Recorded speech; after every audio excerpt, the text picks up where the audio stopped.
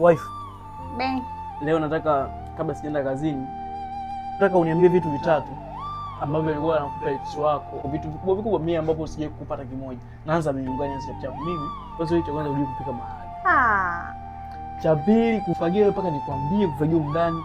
Jambo la tatu kudeki chondo mpaka nachoka mimi jamani. Utabadilika lini? Yaani ex wangu ule alikuwa na hivi vitu anafanya.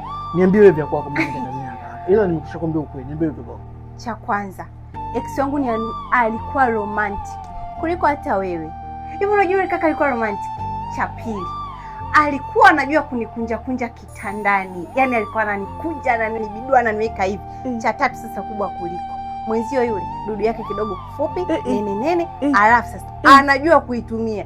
Yaani tofauti na cha kwako, yaani sijui kimekakaaje. Umesema nini hapo? Umesema dudu?